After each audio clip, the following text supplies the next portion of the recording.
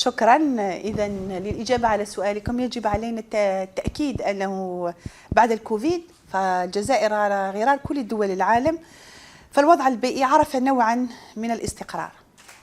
هذا الاستقرار يجب أن يعزز من خلال العمل الذي تقوم به الوزارة، فالبرنامج مستمر للقضاء بالطبع على المفرغات العشوائية وكذا النقاط السوداء وغيرها من البرامج التي نسطرها كقطاع أفقي، سواء فيما يتعلق بتسيير النفايات، التغيرات المناخية، التنوع البيولوجي وغيرها. لذا نقول أن وضعية البيئة تحتاج لنحافظ عليها جميعا كمواطنين. وبالمناسبة أريد أن أؤكد أننا على أبواب موسم الاصطياف، لذا ندعو المواطنين إلى المحافظة على نظافة الشواطئ والتحلي بالسلوكات الإيجابية وكذلك التخلي باليقظة لتجنب خاصة حرائق الغابات. لا نريد أن نعيد الكرة، فلا نريد أن نعيد التجربة التي عشناها والتي كانت مأساة حقيقية.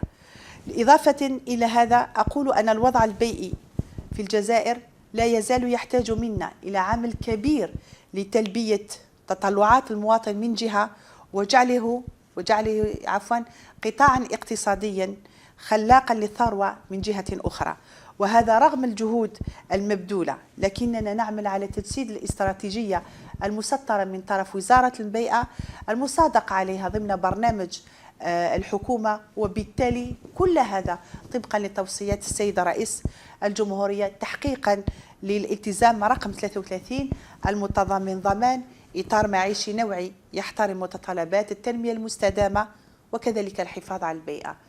ومن هذا المنبر اسمحوا لي أن أوجه نداء إلى جميع المواطنين أو جميع فئات المجتمع، من بينها المواطنين، المجتمع المدني، المتعاملين الاقتصاديين، وكذلك كل من يمكن له أن يقدم إضافة، أن نحافظ كلنا على البيئة، لأن البيئة ليست فقط إشكالية أو قضية وزارة البيئة، ليس فقط قضية أو إشكالية وزارة معينة أو قطاع معين، لكنه هي إشكالية تتعلق بالجميع، لأنها تتعلق بصحتنا أولا، بمستقبلنا، بمستقبل أولادنا ومستقبل كل شيء إن صح التعبير. فلنحافظ عليها، وهذا يكون عن طريق سلوكيات صغيرة وسلوكيات يعني خفيفة، لكن يجب أن نكرس أو أن هذه الممارسات لازم تدخل في دماغنا ويكون هناك، نؤكد على هذه النقطة، أن الاستثمار يكون في الأجيال القادمة في أبنائنا.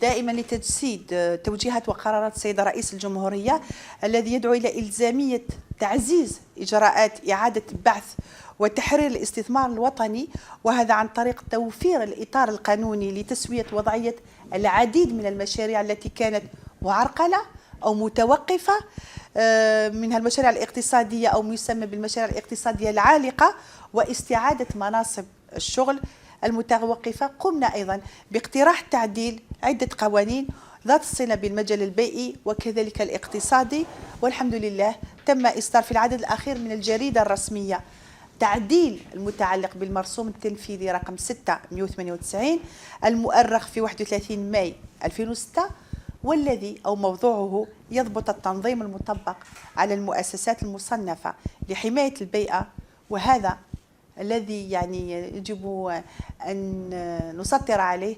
هذا التعديل تنتظره الكثير من المؤسسات المصنفة وكل السلطات المحلية، وبالطبع جاء هذا التعديل أو تعديل هذا المرسوم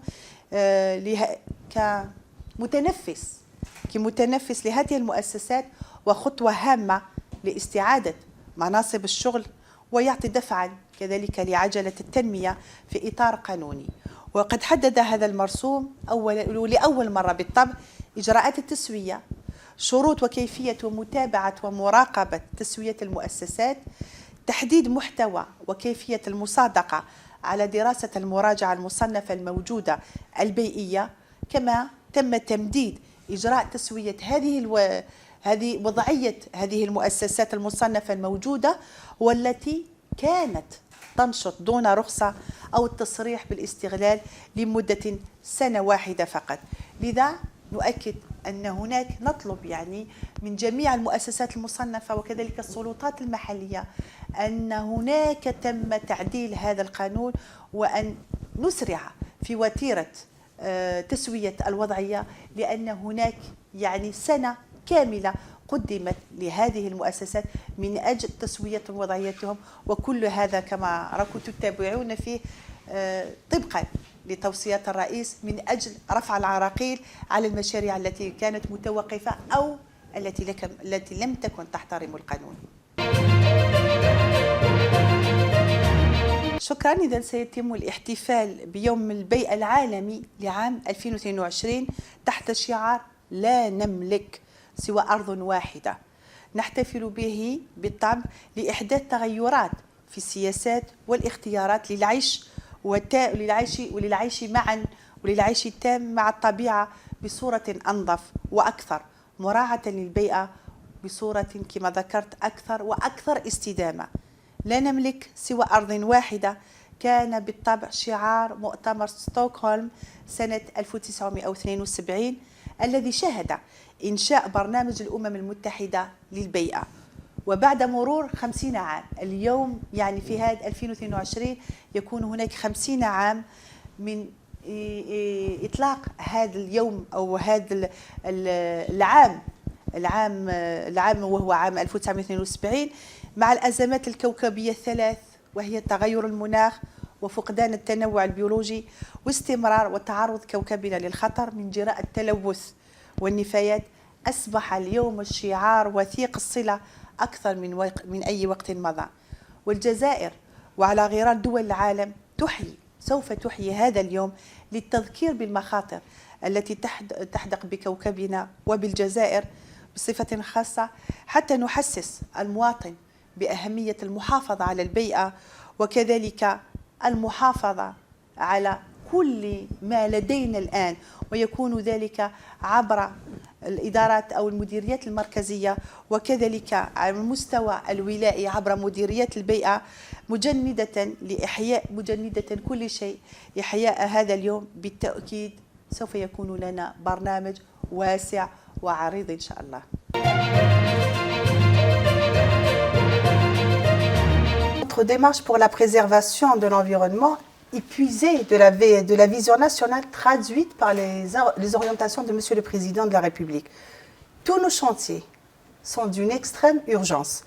Et bien sûr, elles sont inscrites sur le registre de l'urgence, notamment ceux qui sont liés à l'amélioration du cadre de vie du citoyen, surtout en respectant l'engagement numéro 33 du Président de la République qui cite c'est l'amélioration du cadre de vie du citoyen.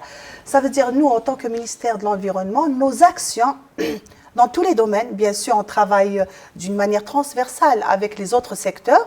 On ne doit pas oublier que notre travail, qui est d'une grande importance, mais j'insiste sur un seul point, c'est qu'on travaille avec les autres ministères. C'est pour ça qu'on dit que le ministère de l'Environnement, il travaille d'une manière transversale. Ça veut dire que tous nos programmes, tous nos plans d'action sont en accord, si on peut dire entre parenthèses, avec des discussions aussi et une grande compréhension de la part des autres secteurs, bien sûr, comme je l'ai déjà dit, dans le domaine de l'amélioration du cadre de vie du citoyen. Contrairement à ce que vous semblez penser, cette démarche est en train de prendre du chemin. Elle est en train aussi de prendre de l'ampleur. Nombre de communes sont en train de s'adonner au tri sélectif, qui est inscrit dans le cadre d'une stratégie imprégnée des orientations toujours du Président de la République. Cette stratégie, qui est la stratégie du ministère de l'Environnement, s'articule autour de deux grands axes. Primo, la transformation ou la transition éco-sociale dans laquelle il faut se concentrer sur l'amélioration du partenariat avec la société civile et la promotion de l'éducation environnementale, notamment auprès des jeunes. Et secondo, c'est la transition écologique dans laquelle on met l'accent sur le développement de l'économie verte. Ce que je veux dire par là, c'est que notre stratégie, elle est axée sur deux volets. C'est ce que j'ai cité bien sûr, mais on est obligé d'aller vers le tri sélectif. Vous savez, il faut qu'on soit juste et il faut qu'on soit honnête avec nous-mêmes, que nous, en tant que ministère de l'Environnement, on a adopté une certaine façon de gestion de déchets. C'était les centres d'enfouissement technique. Ces centres d'enfouissement technique, bien sûr, après plusieurs années, on découvre, comme nous, comme en Algérie, comme partout dans le monde, ne répondent pas aux préoccupations, ne répondent pas aussi à l'actualité. C'est pour ça qu'on est obligé d'aller vers une autre stratégie, vers une autre vision, vers un autre programme pour la gestion, bien sûr la collecte et la gestion des déchets, qui est le tri sélectif. Effectivement, le tri sélectif, si on parle du tri sélectif, c'est une stratégie qui a été déjà adoptée par notre ministère depuis des années, qui a été mise en application. Mais aujourd'hui, nous, on est en train de continuer cette stratégie. On est en train de faire un plaidoyer d'aller vers une autre manière, vers une autre vision aussi, vers d'autres idées pour imposer, entre parenthèses, le tri sélectif. Quand on parle de Oued Smar, il faut écrire et écrire et écrire, il faut discuter et parler. Et comme je l'ai toujours dit, faire une grande plaidoirie aussi pour ce projet faramineux. Vous savez, parce que l'importance du projet de Oued Smar, dont les travaux se poursuivent actuellement, il faut que vous le sachiez, que c'était une décharge publique, une décharge sauvage. Elle a créé des problèmes du côté environnemental, du côté aussi administratif, du côté vis-à-vis de la vie des gens, la vie des citoyens, la vie des des agriculteurs qui étaient tout vis-à-vis des infrastructures que l'Algérie a financées, mais grâce aussi à cette stratégie, la stratégie du ministère de l'Environnement qui a mis le paquet, qui avait une autre vision. Je rends hommage ici à toutes les personnes qui sont passées par le ministère de l'Environnement, qui avaient une vision, qui ont pu aller vers d'autres manières d'éradication de ces décharges publiques qui est Oued Smar. Il faut qu'on insiste que ce projet-là, c'est un projet faramineux, c'est un projet du siècle. Et vous savez, je pense qu'on est les seuls en Afrique qui ont réussi à transformer une décharge publique, une décharge sauvage au centre où, on ne peut pas dire un centre urbain ou un jardin, pardon, c'est un jardin urbain. Vous le voyez, il nous reste actuellement quelques problèmes administratifs et techniques pour qu'on puisse faire le transfert à la wilaya d'Alger pour l'exploiter vraiment. Et il y a aussi un autre exemple, c'est au niveau de Wahran, c'est Ain Turk. C'est deux exemples qui sont d'une grande envergure. Il y a aussi beaucoup de décharges publiques, mais je ne dirai pas plus, je vous laisserai la surprise. Mais j'insiste aussi sur le point, ce sera du côté environnemental et du côté aussi de production d'énergie à propos du lexivia ou du biogaz. Je ne donnerai pas plus de renseignements, on laissera la surprise.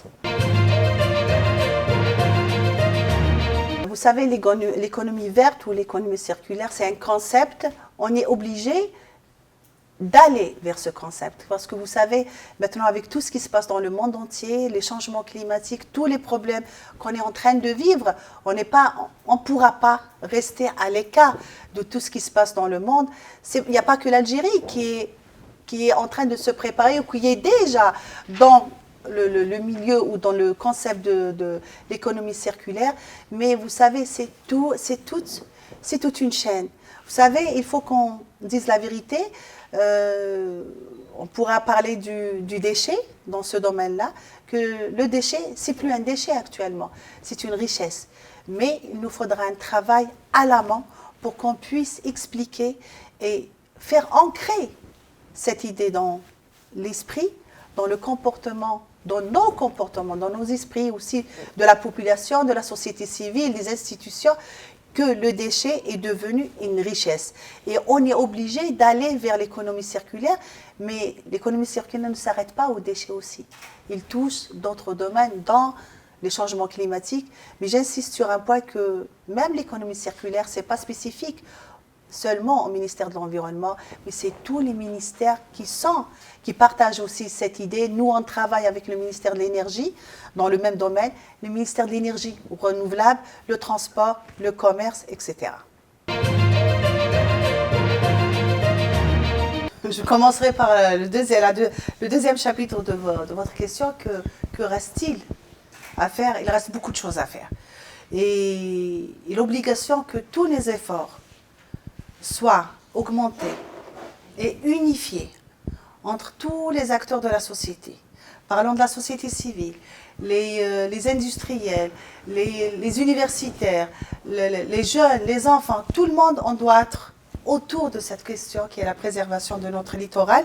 Parce que l'Algérie, il faut qu'on le dise et qu'on est fier de ça, bien sûr. Avec 1622 km de linéaire côtier, l'Algérie est l'un des 34 sites importants de la biodiversité dans le monde.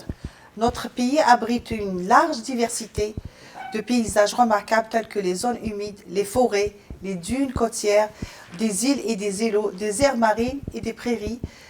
Et l'Algérie a par ailleurs promulgué une loi relative à la protection et la préservation du littoral et la création du Commissariat national du littoral. Nous avons mis en place aussi un dispositif chargé de l'organisation de la lutte contre les pollutions marines qui est dénommé Tel Bahr. Et vous savez que cet organisme ou ce dispositif intervient pour la préservation du littoral. Mais il restera aussi la question de la pollution plastique. Et vous savez que l'Algérie a ratifié des conventions, l'Algérie aussi participe activement au niveau international dans ce domaine-là à propos de la pollution plastique, mais la problématique reste de sensibiliser le citoyen avant tout. Et quand on parle du citoyen, c'est nous-mêmes, c'est vous-même, c'est les institutions, c'est la société civile, c'est l'enfant, c'est l'universitaire, c'est tout le monde pour s'unifier tous ensemble pour préserver cette richesse qui est le littoral. Et vous savez, comme on dit,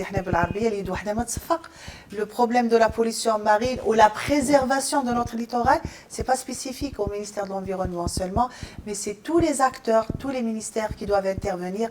Et j'insiste sur un point primordial, il n'y a pas que les institutions, mais aussi la responsabilité du citoyen. Le projet de Oued El Harrach aussi, c'est un autre projet phare de la capitale et en cours de réalisation, celui de la réhabilitation de Oued El Harrach, où les travaux se poursuivent afin d'accélérer le rythme de la réalisation de ce projet faramineux, conformément aux récentes instructions de Monsieur le Président de la République, et cela bien sûr en collaboration avec mes confrères, entre parenthèses, qui sont bien sûr qui représentent les autres secteurs, qui est le ministère de l'Énergie et des Mines, le ministère de l'Industrie, bien sûr le ministère de l'Intérieur à travers les walis des 3 ou 4 wilayas qui est Alger, Médéa, Boumerdes et Blida, et aussi le ministère des Ressources en eau. Vous savez, ce projet, moi je l'appelle, c'est le projet du siècle. Je souhaite, et tous nos efforts sont là, on est en train de travailler tous ensemble pour qu'on puisse réaliser ce projet dans les délais, parce que c'est un projet vraiment qui va ramener un plus pour la capitale. Et c'était, comme je l'ai déjà dit, c'est un projet phare. C'est vrai qu'il y a beaucoup de problèmes techniques, de problèmes administratifs, aussi d'autres problèmes. On ne s'attendait pas à ce qu'on appelle des contraintes, mais je vous assure, avec la volonté qui existe de la part, la volonté politique d'abord qui existe dans notre pays, la volonté de tous les secteurs. D'ailleurs, je salue tous les cadres qui sont en train d'intervenir actuellement sur le terrain, malgré les contraintes qu'on a trouvées. Vous savez, c'est un projet qui est c'est un projet vraiment, comme je l'ai déjà dit, important, mais il y a les 4 ministères qui interviennent, mais je suis sûre, certain qu'on réussira. Parmi les orientations de Monsieur le Président, c'est dans ce sens-là. C'est pour ça que nous, au niveau du ministère de l'Environnement, on a fait une présentation au niveau du Conseil du gouvernement et aussi au niveau du Conseil des ministres, bien sûr en collaboration avec le ministère de l'Habitat. On a essayé de faire un cadre entre les 2 ministères pour pouvoir régler ce problème. Parce que comme je l'ai déjà dit, que le Président de la République, parmi ces orientations, c'est le cadre de vie du citoyen. Et quand on parle du cadre de vie du citoyen, on est obligé de toucher la façon de gérer nos cités comme la DL ou le LPP ou autres. C'est pour ça qu'il y a une convention qui a été signée entre les 2 ministères. On a proposé des thématiques, on a proposé des solutions On est en train de travailler.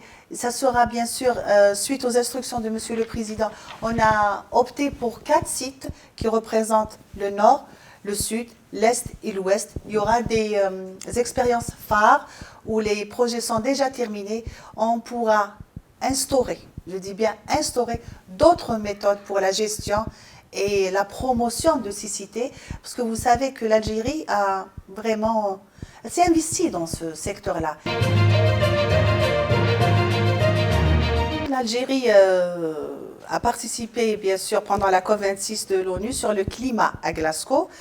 Notre pays a plaidé pour une cause. Il a plaidé, à travers cette occasion, pour la recherche des résultats efficaces et justes permettant la mise en œuvre sur le terrain de l'accord de Paris et la prise en considération de tous les intérêts des pays les plus touchés par les changements climatiques, à l'instar des pays africains.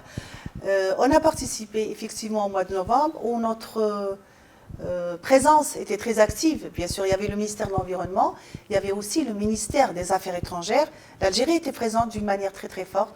On a plaidé pour une cause, c'est la préservation de notre planète, parce qu'on n'a pas une autre échappatoire, mais on a insisté, on a mis aussi l'accent sur l'obligation que tous les efforts entre les pays ou les États membres doivent être unifiés. On a plaidé pour la cause, bien sûr, de l'Algérie et la cause des pays africains qui sont les plus vulnérables de ce changement climatique. Effectivement, on ne peut pas rester à l'écart de tout ce qui se passe dans le monde, mais la responsabilité doit être prise par tous les pays industriels, les pays africains, les pays, vous le savez très très bien, les pays les plus touchés par tout ce changement climatique, c'est les pays africains. On a mis l'accent sur tous ces points. On a fait un appel pour tous les pays qui participaient dans cette conférence de mettre en œuvre les accords de Paris d'une manière équitable et sur le terrain, et de s'éloigner des slogans et bien sûr des conférences et de tous ces forums, mais on doit l'appliquer sur le terrain. Je peux insister et dire que l'Algérie était vraiment très très présente et sa participation a été saluée par tous les pays qui étaient présents. Et j'insiste sur le point que l'Algérie elle est en train de faire un travail énorme dans le domaine du changement climatique. Parmi tout ça, c'est l'adoption des plans de changement climatique. L'Algérie est en train de faire un travail pour diminuer le taux des gaz à effet de serre à 7%. Si bien sûr les 7% en se basant sur ces éléments et sur ces efforts personnels, et elle est prête d'aller jusqu'à 21 ou 22% si elle aura un financement externe. C'est pour ça qu'on a insisté pour l'échange d'expertise entre les pays, aussi le financement qui est le plus important. كلمتي أخيرة إذن أنني أقدم نداء من أعماقي، أقدم نداء لجميع أطياف المجتمع أن نقوم بالمحافظة على البيئة، لأن البيئة هي قضية الجميع. البيئة ليست تابعة لقطاع معين أو لوزارة معينة، لأنه هي حياتنا، هي حياة أولادنا، حياة أجيالنا القادمة. ثانيا، رغم وجود وإن كانت هناك أموال أو برامج أو أفكار، إن لم تكن هناك إرادة أو تكريس هذه الفكرة وهي فكرة المحافظة على البيئة فلن نفلح. لذا نحن كوزارة البيئة نقول لكم أيدينا مفتوحة للتعاون معكم، مع المجتمع المدني، مع المواطنين، مع الجامعيين، مع المتعاملين الاقتصاديين، مع الجميع، مع الكل، لنقوم بشيء واحد وهي المحافظة على البيئة. شكرا.